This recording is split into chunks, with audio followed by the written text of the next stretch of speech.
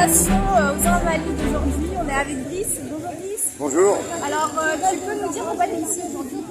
Oui, évidemment, on est là pour la mobilisation, évidemment contre la réforme des retraites, mais pas que, hein, pour le pouvoir d'achat, contre la casse sociale qui est actuellement organisée par le gouvernement, parce que le gouvernement prévoit aussi d'autres réformes, donc on ne va pas se laisser faire, et donc on est là pour leur montrer notre mécontentement.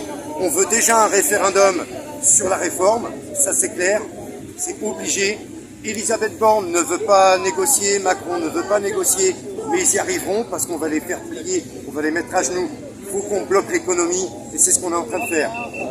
Donc c'est pas que le combat des retraites en fait. Non, parce que le combat des retraites, c'est fait pour endormir un petit peu les gens. Évidemment, il faut se mobiliser contre cette réforme des retraites, mais il n'y a pas que ça, il y a tout ce qui va derrière, il y a la loi sécurité globale là, qu'ils sont en train de faire avec la reconnaissance faciale des caméras pour identifier les perturbateurs lors des manifestations, en vue des Jeux Olympiques, hein, bien sûr, soi-disant, l'utilisation des drones, tout ça. Enfin, y a plus de limite à la Macronie. Donc on est vraiment là pour dire voilà ce qu'on pense et que tout ça on en a marre et on veut que ça cesse. On veut une dissolution de l'Assemblée nationale, on veut le RIC et on veut que ça bouge dans le sens des salariés. On veut revenir à un pouvoir d'achat parce que Macron a dit que dernièrement les smicards n'avaient jamais eu autant de pouvoir d'achat. C'est vraiment se foutre de la gueule du monde parce que avec l'inflation qu'il y a actuellement, les salaires n'ont augmenté que de 3%, l'inflation est de plus de 15 à 20%. Donc comment voulez-vous que les smicards aient du pouvoir d'achat? Comment Macron peut se permettre de dire une chose pareille? Je ne comprends pas. Et pour lui, tout va bien, en France, il n'y a pas de problème.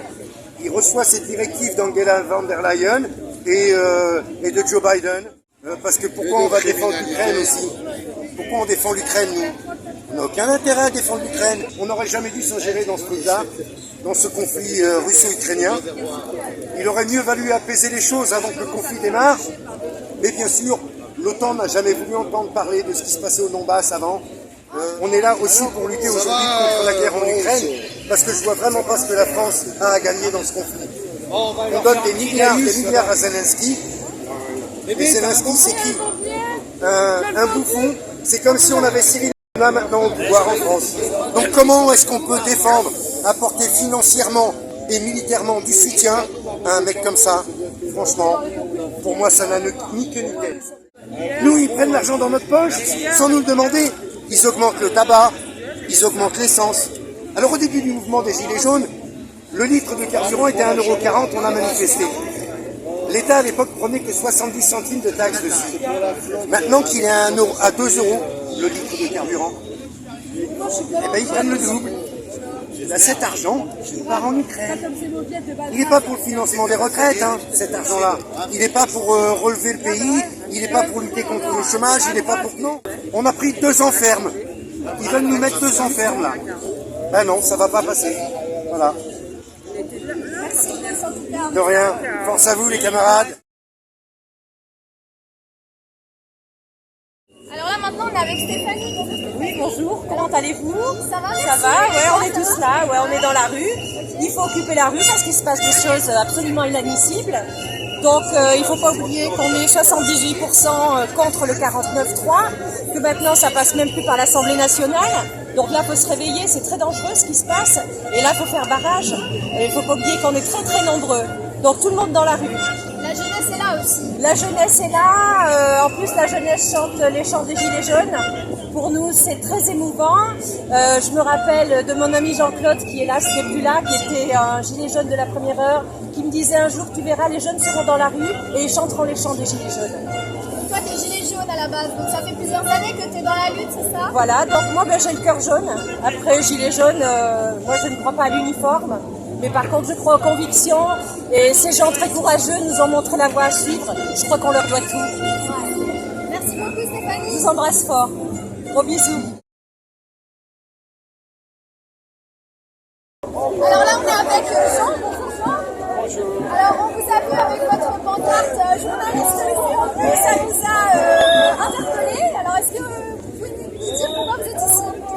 Alors, D'abord, pour les journalistes, je ne mets pas tout le monde dans le même panier. Donc, il y a 99 ou 98% de journalistes qui font leur métier, qui produisent de la connaissance pour tout le monde, et je les en remercie. Mais ceux que l'on voit à la télévision, ceux que l'on écoute à la radio, ils représentent 1 ou 2%. C'est ceux-là qui font le tri et eux ont des intentions, peut-être même de pervertir le réel. Voilà. Mais autrement, les journalistes ici, tous les journalistes que je croise sur la manifestation comprennent ça, cette phrase de Génie Grandet. Balzac, c'est Balzac. C'est Balzac. Si les journalistes corrompus n'existaient pas, il faudrait surtout ne pas les assembler. Mais j'ai pas dit qu'ils existaient. À chacun sa conscience après. En fait, finalement, vous appuyez sur le fait qu'ils sont financés par certaines personnes qui ont beaucoup d'argent et du coup, ils ne sont pas libres de dire ce qu'ils veulent. Ils sont, pour tout dire, dans la gueule du crocodile. Natacha Polony, elle est déjà au niveau de la luette. Elle va rentrer, une fille de gastro-entérologue, elle est déjà dans l'estomac, en nageant dans le suc gastrique. C'est pas normal, c'est même dégueulasse. C'est une image un peu particulière, effectivement. J'imagine le truc. Son papa était un gastro-entérologue. C'est bien utile, les gastro-entérologues. Merci beaucoup, Jean. Voilà. Alors maintenant, on est avec Gabrielle. Bonjour Gabrielle. Vous êtes une représentante du parti LICOR. Qu'est-ce que c'est? C'est une coordination, c'est un ensemble d'organisations et de partis. En fait, dans l'ICOR, se trouvent à peu près 60 organisations à travers le monde entier.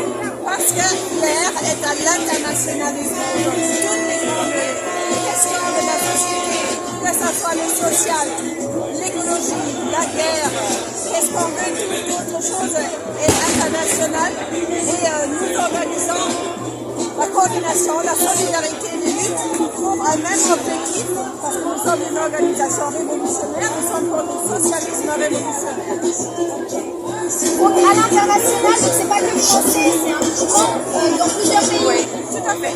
C'est un mouvement très actif, très dynamique. Nous sommes ici une organisation en France. Ici à Paris, nous avons dans d'autres villes aussi des membres de l'ICOR. Donc c'est dans plein de pays, que l'ICOR existe. C'est une coordination, comme je vous ai dit. Nous avons aussi des partis en Ukraine, des camarades en Ukraine, en Russie, qui s'opposent à Poutine, en Ukraine aussi, qui s'opposent à Zelensky. Nous, on pense, par exemple, on est très actifs dans la guerre, contre la guerre actuellement en Ukraine, contre Poutine, bien sûr, qui a envahi le pays, mais aussi contre l'OTAN et la livraison d'armes de l'Occident, qui en fait, c'est un terrain de guerre, mais qui ne sert pas au peuple ukrainien. Nous pensons que c'est une guerre injuste des deux côtés, mais on défend les intérêts du peuple ukrainien de se libérer. Merci beaucoup en tout cas.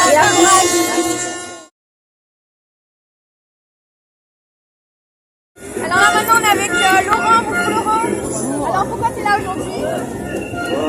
Je savais pas quoi faire, il y a du monde, tout ça, il y a des barbecues, donc je suis venu, ouais. Bonne ambiance. Ouais, bonne ambiance, ouais, j'espère que ce sera comme ça quand je serai en retraite à 50 ans. Ça fait déjà 5 ans que je suis en retraite, mais bon. Ouais, mis à part, je sais pas, faut arrêter les bêtises un petit peu, hein. On revienne à 60 ans, et puis moins pour les métiers quoi. Voilà pourquoi je suis venu.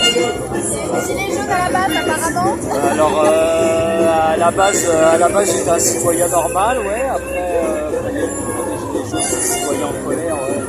Je me suis mis en colère, pourquoi j'étais en colère. Et puis ça c'est resté, ouais, parce que j'ai pas obtenu ce que je voulais. Donc, la démocratie, Ah oui, on se rend compte, on nous demande jamais notre avis. Les grandes bassines par exemple. Il n'y a eu aucun débat sur les grandes bassines, aucun débat à une heure d'audience raisonnable. Donc le rythme, il faudrait la voilà. de rien, de rien.